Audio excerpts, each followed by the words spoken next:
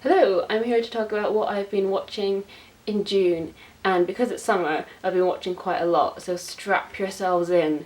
This is going to be a quick fire video because I'm going to try not to ramble too much. The first film I saw in June, Wonder Woman. Loved it. And what I love about it is not simply just a superhero film with a woman in the lead role. She's not just a strong woman, which they, like, even if they'd made her just a strong, cool woman who's good at fighting, that would have been progress.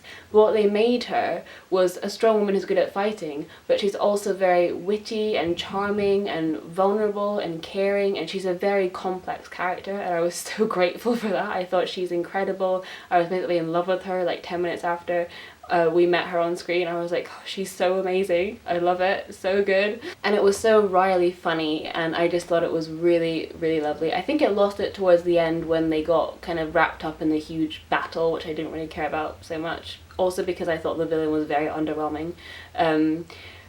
But I loved the beginning part so much, and like, not since Hermione Granger has my heart swelled with so much pride at seeing like a fellow girl on screen just like doing amazing things, and I'm like, yes. I mean, seriously, I left the cinema feeling that I could like level cities, kick down anyone. I mean, like, that's obviously like, I'm not gonna hurt anyone, but just leaving the cinema feeling that I was strong enough and that I could was just so rare in like the landscape of modern cinema, and it was so lovely to feel like validated, I guess is what I'm trying to say. I mean, that sounds a bit lame, but it's just so great, and I loved it, and I can't wait for more kind of female narratives where they're just treated with respect. Please, it's so nice. It's so nice. And it got so much money, and that makes me so happy. Like, not that money like matters. Well, it does, because it shows that people are interested in this narrative and that it's not lesser than a male narrative. And that's what I'm gonna say before I get attacked in the comments for being a feminazi. It's not the first time, but anyway. Basically, it's great. I'm excited for the sequel. Cool. Then I saw Lady Macbeth, which is a quiet kind of film. It's not about Macbeth, like Shakespeare's Macbeth. It's a different type of story about a woman who's married, and basically she's trying to escape the oppressive style of her marriage. It's set in like ages ago when women were treated like shit. And basically she kind of rocks the boat by having lots of affairs and blah blah blah. And I thought it was shot beautifully, and the lead performance by Florence Pugh was incredible, and the way it was shot was very bleak and it was very atmospheric. You kind of felt very much in the head of the main character, which was quite unpleasant if I'm honest, but you know, it intended to do that, so that was really, really good. But then there were, towards the end, moments that I thought were supposed to be kind of shocking or surprising, but I thought, you know, it's called Lady Macbeth. I'm not really going to be surprised if she resorts to murder or something really shocking in the last act. That's kind of, we're used to that narrative from Macbeth. I know that there's a slippery slope and that's what's going to happen. But I thought, apart from that, it was very well made, and it's not probably as a film that I will watch again, but I did appreciate it for what it was at the time. Then I watched a documentary on Netflix called The Witness.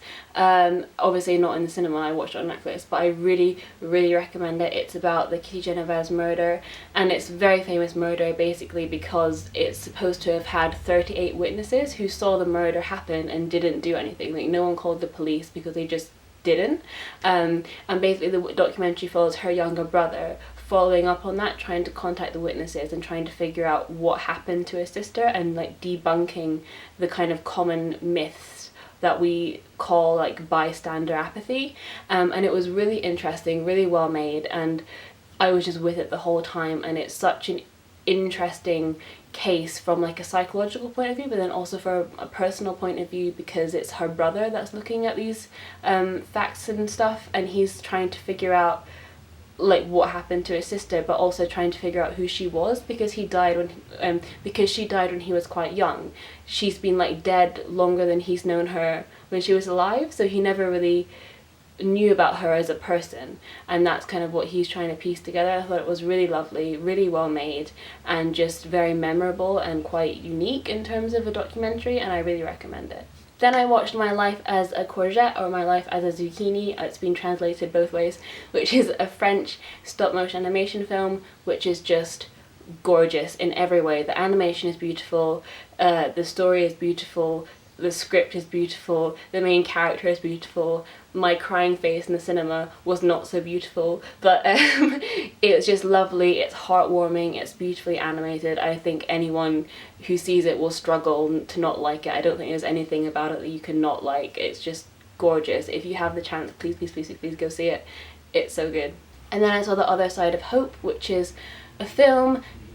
It's not really about the Syrian refugee crisis, but it follows a Syrian refugee as he's trying to kind of make a home for himself, basically away from the border, and trying to seek out a new life that doesn't have bombs and danger in it. And he's looking for his sister who he's lost in, you know, the whole chaos of trying to escape. And it's very lovely. And I think there was a review that said it was a heartwarming story about kindness, but without that sentimentality to it. It's just a very simple story about humans coming together, but it's not like Hollywoody and kind of schmaltzy. It's just very natural, and you just get to see it play out. And I think it gave a real kind of human angle to this refugee crisis that we're so used to hearing about, but we've never really heard the actual stories of the people. We've just heard like the news and the headlines. And I thought this film was really well done for the way it kind of debunked that and made you see it from a character's point of view. Then I saw The Handmaiden. Amazing. I don't even want to say anything because I feel like anything that I say is like not going to be worthy enough to talk about this film that's so good.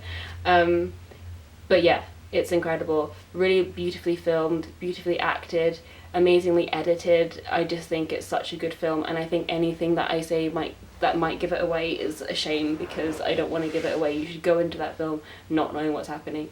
It's so good. Then I saw Alien Covenant, which is such a mistake because I haven't seen any of the Alien films, and I went to see like the 5th one. I don't know why, but I didn't like it, and I just thought it was in the end just so predictable. I thought, you know what, like, of course they're gonna go off course. Of course wherever they end up is gonna have aliens on it. Of course the couple that have gone off to have sex in the bushes are like gonna get killed, because why else? You know, it just I knew everything that was gonna happen like before it happened, and yeah, it just wasn't exciting or tense to me because I didn't care about the characters. Anytime someone died or was in a dangerous situation, I was like, okay, alright, die then. You know, it didn't really matter to me, and I think that's quite sad because it should, and it didn't. So I'm still going to watch the earlier Alien films. I just don't think this one was a reflection on what that genre can do, basically. So yeah. Then I saw Baby Driver. I'm going to try not to talk too much because I think this video is long and my battery's dying. Okay, Baby Driver. Oh shit, my battery. Okay, it's so good. Please see it. Please see it.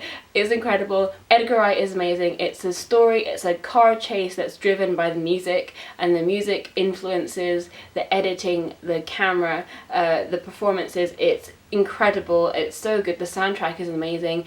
After you see it, you just want to see it again, which I have. I've seen it twice, and I saw them 2 days, and I saw it 2 days in a row. That's how much I loved it, and I'm going to go see it again, and it's incredible, and I love it, and the performances are perfect, and you just leave the cinema thinking that was amazing. Let me just go back and see it again, and it's so exciting, so exhilarating, and just beautiful. And I think my camera is literally going to die in 5 seconds, so please go see Baby Driver. That's all I have to say. I will see you soon. Let me know what you've been watching. Bye. Thank you.